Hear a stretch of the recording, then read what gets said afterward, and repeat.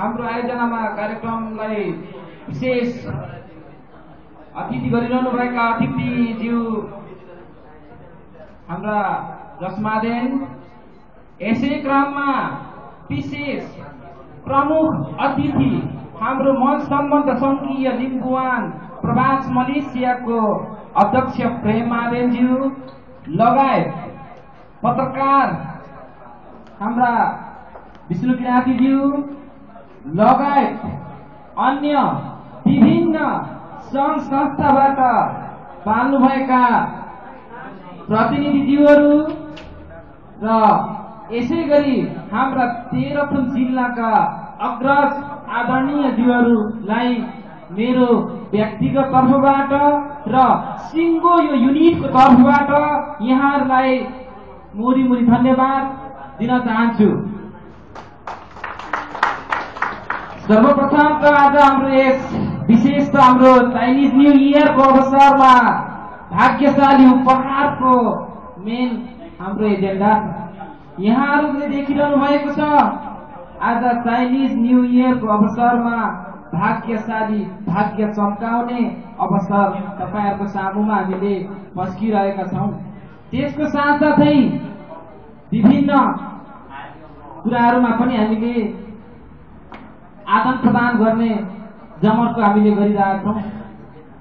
स्वभावैले हामीले गर्नुपर्ने अवस्थाहरू हुन्छन्, किनकि तपाई हामीले यस प्रवासमा आएर आफ्नो भविष्यलाई सुन्दर बनाउने सपना लिएर तपाई हामी यहाँ आएर बसेका छौं।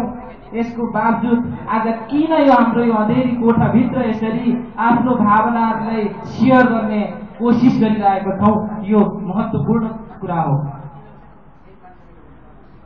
त्यसैले पनि हामी भाग्यशाली शिक्षालाई भन्दा पनि बढी इंकित गर्न चाहन्छौं कि मञ्च सम्बन्ध सङ्घीय लिम्बुवान जिल्ला कार्य समिति लगायत अन्य वक्ता लगायत अन्य सबैले पनि सङ्घीयताको वास्तविकता यथार्थ के हो, पहिचान के हो र आज देशका संविधान सभा कसरी विघटन भयो र देशको अवस्था अहिले कतातिर मोडिँदैछ भन्ने विषयले नै आज सबैको ध्यान त्यतातिर गएको देख्छु। यो हुनु पनि जरुर पनि हो, स्वभावै नै पनि हो।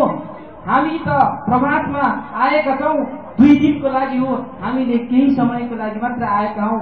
भोलि हाम्रो गन्तव्य स्थल त हाम्रो आफ्नै जन्मस्थल हो, आफ्नै जन्मभूमि नै हो। हामी केका लागि आएछौं?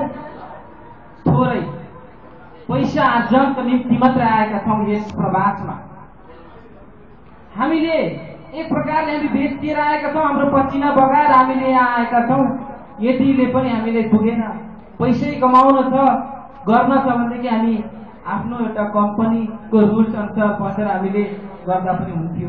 तर किन आज यो भइरहेछ भन्ने कुरा अग्रजहरू लगायत विभिन्न संस्थाको प्रतिनिधिज्यूहरूले तपाईहरुलाई सकेसम्म दिइरहनु भएको छ र दिइसक्नु भएको पनि छ जस्तो मलाई लागेको छ र समयको अभावले म त्यसलाई विशेष केन्द्रित गर्न चाहन्न र विशेष त म यस आयोजकको सल्लाहकार भएको हैसियतले यस तेह्रथुम जिल्लाका यो भाग्यशाली उपहारका आयोजकको समितिको तर्फबाट गतिविधि र यहाँसम्मका क्रियाकलापहरूलाई म तपाईहरुलाई दर्शाउन चाहन्छु।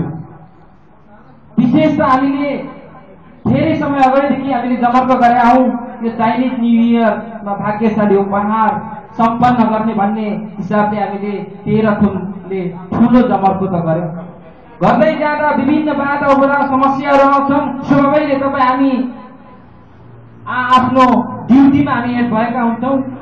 त्यो अवस्थालाई पनि हामीले छातीमा हात राखेर केही गर्नुपर्छ। आफ्नो जन्मस्थल र आफ्नो जन्मभूमिलाई हामीले अलिकति मध्यनजर गर्नुपर्छ भन्ने विशेष टार्गेटले गर्दाखेरि हामीले यो भाग्यशाली दिशा यो न्यू इयरलाई तय गरेर यहाँसम्म आउँदाखेरि हामीले हाम्रो तेह्रथुम जिल्लाका सम्पूर्ण अग्रज मित्रहरू, दाजुभाइ तथा दिदीबहिनीहरू लगायत सम्पूर्णको मिलेमतो र साथ र सहयोगले आज यहाँसम्म आएर तपाईहरुको सामुमा हामीले यो भाग्यशाली उपहार सुसम्पन्नका साथ सम्पन्न गर्न गइरहेको छौँ। यसैमा म गौरवशाली ठान्दछु, किनभनेदेखि हुनसक्छ विभिन्न कोणबाट विभिन्न ठाउँबाट टिक्का टिप्पणीहरू आएका छन्। हुनसक्छ यो दीक्षा कार्यक्रम त यो पैसा कमाउने धन्दा हो, यसले सही यसको नीति के हो, यसको सिद्धान्त के हो भन्ने कुराहरू पनि टिक्का टिप्पणी हुन्छन्, त्यो राइट। तर यो धन्दा हो, पैसा कमाउने धन्दा हो, यो यसले भोलि यिनीहरूको आफ्नो पकेटले मात्रै सुरक्षित गर्छन् भन्ने टिक्का टिप्पणीहरू पनि आएका छन्। आउँछन् हिँड्दै जाँदा यात्रा गर्दै जाँदाखेरि अन्जानमा ठेस लाग्छ भने जस्तै कुनै काम गर्दै जाँदाखेरि विभिन्न कोणबाट यसरी सुझाव सल्लाह आउनु पनि पर्छ। यो सबैले आउनुपर्छ, यसलाई नराम्रो दृष्टिकोणले हेर्नुहुन्न। यसलाई हामीले जुन हाम्रो पाइलाहरूलाई पछाडि होइन अझै पनि अगाडि धकेल्ने खालको अवसर दिन्छ। हामीले यसरी नै जमर्को गरेका छौँ, जमर्कोले आज हामीले यसरी नै तपाईँहरूको सामुमा तपाईँहरूको माझमा हामीले ल्याएका छौँ। विभिन्न कमी कमजोरीहरूलाई यहाँहरूले दिनुभयो, यसले आयोजकको तर्फबाट सहर्ष स्वीकार्छौँ हामी। तपाईँहरूले दिनुभएको सल्लाह र सुझावले हामीले बकाइदा सिँगारेर हाम्रो पकेटमा, हाम्रो ब्रिकेसमा, हाम्रो हृदयभित्र हामी राखेर आउँदो दिनहरूमा हामी अझ पनि भरपूर र अझ कमी कमजोरीहरू कुनै कोणबाट पनि देख्न नसकियोस् भन्ने खालको हामीले बनाउने तयारी अवस्थामा पनि हामी जानेछौँ। यसले अलिकति म के भन्न चाहन्छु भनेदेखि यहाँहरू समक्ष, यहाँहरूले अघि नै भने हामी प्रकाशमा छौँ। हाम्रो कर्तव्य भनेको यहाँ ड्युटी नै हो। ड्युटी गरेन भने हामी यहाँ रहन सक्दैनौँ। हामी तुरुन्त भोलिपल्टै नेपाल हामी जानुपर्ने बाध्यता वातावरणहरू हुन्छ। त्यसको साथसाथै पनि यहाँका वरिष्ठ आदरणीय सल्लाहकार, पत्रकार लगायत अग्रज बुद्धिजीवीहरूले यहाँ हाम्रो अलिकति संस्थाभित्रका कुराहरूलाई ठम्याइदिनुभयो, अम्ल्याइदिनुभयो। यो साह्रै जायज कुरा हो, यो हामीले महसुस भएकै पनि कुरा हो। म अलिकति तपाईँलाई प्रश्न गर्न चाहन्छु। आज यो मन सम्बन्ध सङ्घीय लिम्बुवान भन्ने ठाउँमा सम्बन्ध भएको छ, यो कसरी भयो भन्ने कुरा तपाईँहरूले म प्रश्न चाहन्छु। के छ भनेदेखि हामीले यो ब्यानर बनाउन पनि यहाँ आफूले बनाउन सकिँदैन। यहाँ लगभग यहाँदेखि नबन्द पनि रहेछ। हामीले एसएमएसको आधारबाट आफ्नो गृह जिल्लालाई यहाँ अलिकति आर्थिक थिए, हामीले म्यासेज दिँदाखेरि उहाँले यसरी लेखेर पठाइदिनु भयो। दुःख लाग्यो हामीलाई। बेटेर बनाऊ, हामीसँग औजार छैन, हामीसँग समय छैन, दिनले छोप्यो। र वास्तवमा यो कमी कमजोरी यसरी भएको हो। र आउँदो समयमा, आउँदो वर्षमा हामी यसलाई पुनः सच्याएर तपाईँहरूको सामुमा हामी आउने प्रतिबद्ध गर्दै आजको यस भाग्यशाली उपहार कार्यक्रममा यहाँहरू धेरै धेरै टाढाबाट आउनुभएको छ र कति त आफ्नो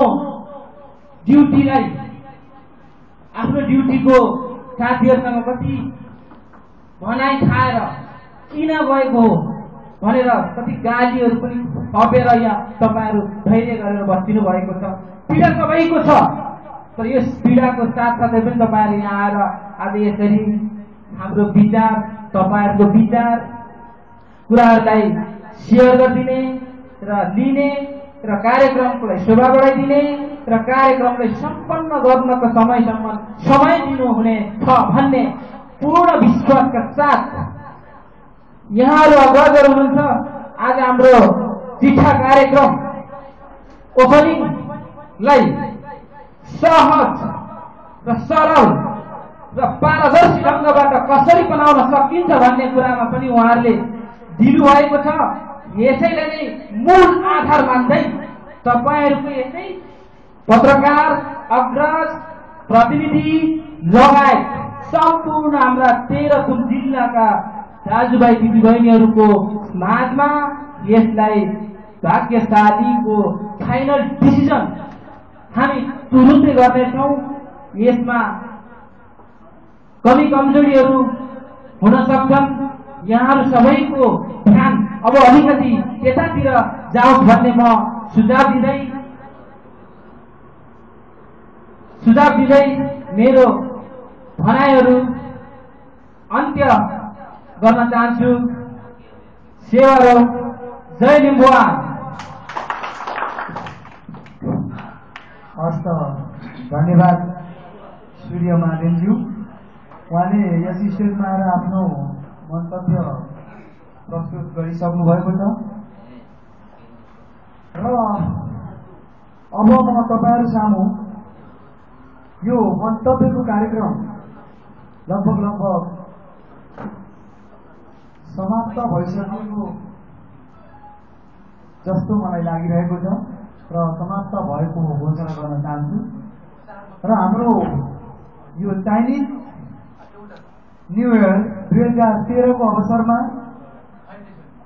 तेह्रथुम जिल्ला मन सम्बद्ध संघीय लिम्बुवानले आयोजना गरेको चिठा प्रतियोगिता आजको हाम्रो प्रमुख कार्यक्रम रहेको हुनाले जुन प्रमुख कार्यक्रमलाई हामी सम्पन्न गर्नका लागि तल्लीन छौं त्यसमा तपाईहरुले हामीलाई सहयोग गर्नुपर्ने छ।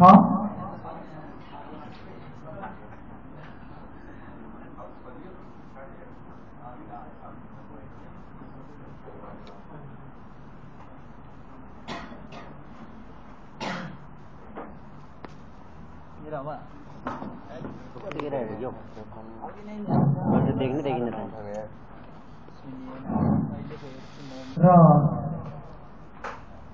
अहिले केही हाम्रो प्राविधिक कठिनाइको कारण मन्तव्यको कार्यक्रम समाप्त भइसकेको रहेछ। यसमा म उपस्थित तपाईहरु माफी माग्न चाहन्छु र अहिले मन्तव्यको क्रमलाई जोड्ने क्रममा हाम्रा आजका प्रमुख अतिथि हुनुहुन्छ। उहाँलाई आजका प्रमुख अतिथि मञ्च सम्बद्ध संघीय लिम्बुवान केन्द्रीय प्रवासी मलेसिया का अध्यक्ष श्री प्रेम महादेवज्यूलाई यस स्टेजमा आएर आफ्नो मन्तव्य राखिदिनको लागि हार्दिक अनुरोध गर्दछु।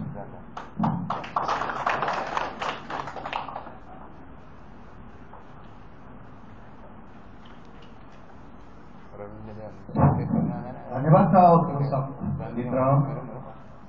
आज यस म सम्बद्ध संघीय लिम्बुवान जिल्ला काशी तेह्रथुम भाग्यशाली उपहारको कार्यक्रमलाई सभापतित्व गराउनुहुने सभापतिज्यू र विभिन्न संस्थाबाट पाल्नुभएका आदरणीय मित्र साथीहरू र उपस्थित सम्पूर्ण साथीहरू, आज भाग्यशाली उपहारमा फर्स्ट सेकेन्ड प्राइज पर्छ कि भनेर उपस्थित हुनुभएका सम्पूर्ण मित्रहरू, साँच्चै भन्नुपर्दा म पनि पर्छ कि भनेरै बसिरहेको छु, सायद परोस् पनि। र अहिले टाइम पनि छैन, पारी बात गराउनु वारी पठेकै हराउनु, मसँग त्यति इतिहास पनि छैन, टाइम पनि नभएको, ठ्याक्कै मिलेको र आजको विशेष यस कार्यक्रममा प्रमुख अतिथि राख्नुभयो। म त्यति योग्य व्यक्ति त थिइनँ होला र पनि तपाईँहरूले मलाई प्रमुख अतिथि राख्नुभयो, त्यसमा धन्यवाद। र यो लिम्बुवान भन्ने म सम्बद्ध संघीय अरे लिम्बुवान अरे यो कुरो कतिपयले थाहा छैन। के हो संघीय, के हो लिम्बुवान, मलाई पनि थाहा थिएन। भवानी बराज्यूले युट्युबमा हालेको रहेछ, मैले अचानकमा धेरै म फिल्महरू हेर्दाखेरि भवानी बराज्यूको क्लिक गर्न पाएँ, त्यहाँबाट मैले अलिकति बुझेको छु। म त्यही माथि सेयरिङ गर्न चाहन्छु, धेरै इतिहासकार चाहिँ म होइन।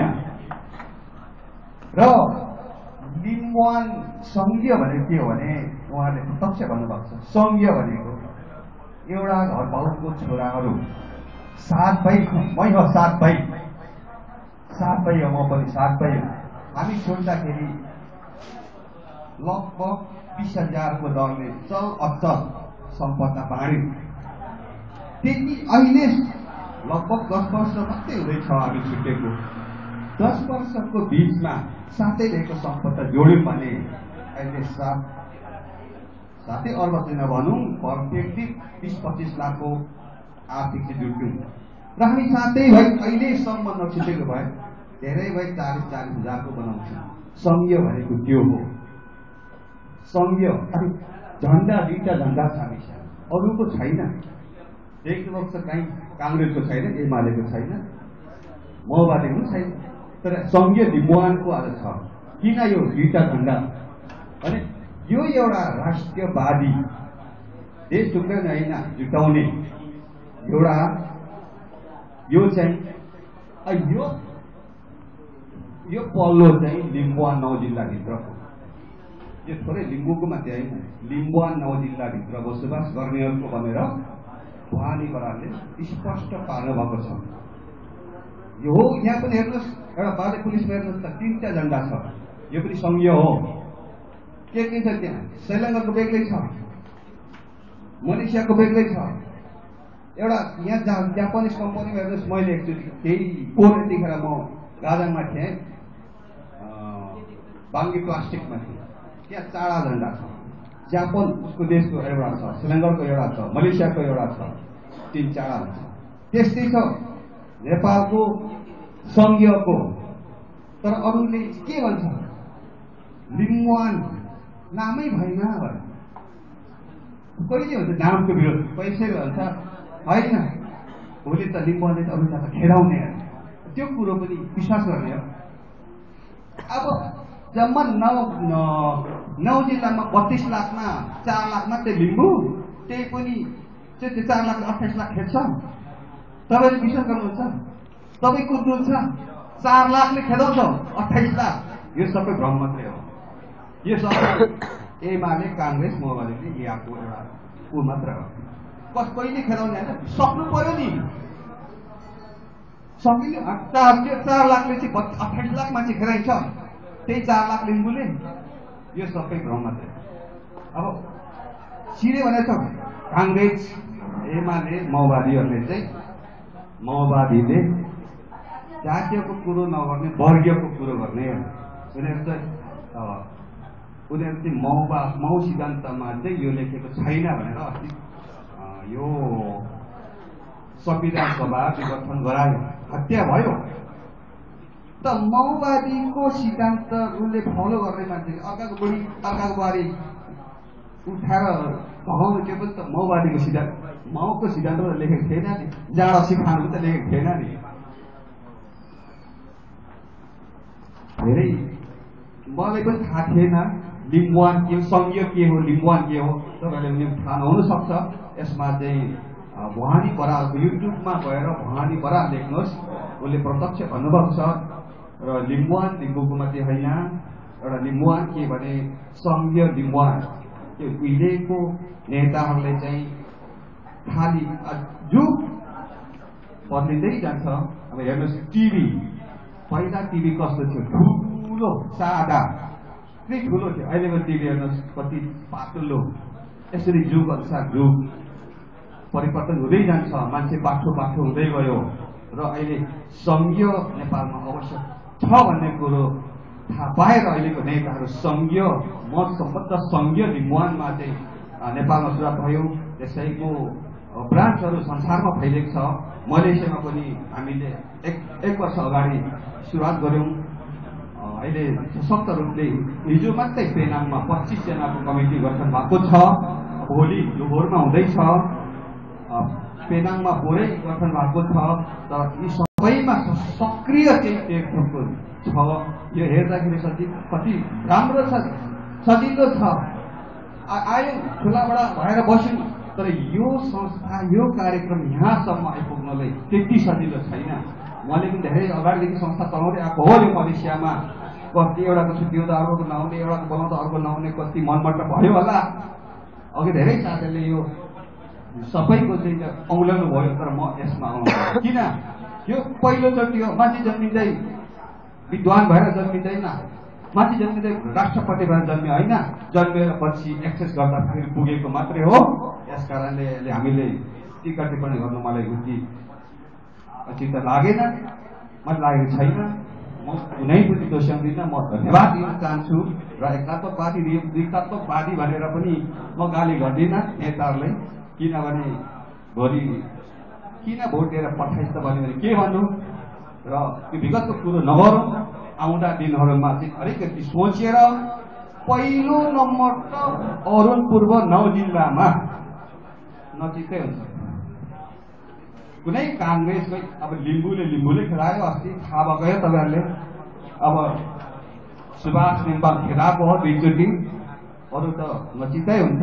र स्पष्ट हुनु पर्यो लिम्बुको मात्रै होइन लिम्बुवान भनेको चाहिँ आजभन्दा 7औं शताब्दीमै सङ्घीय थिएछ ताम्रपत्रमा लेखिएको छ त्यतिखेर सङ्घीय शासन थियो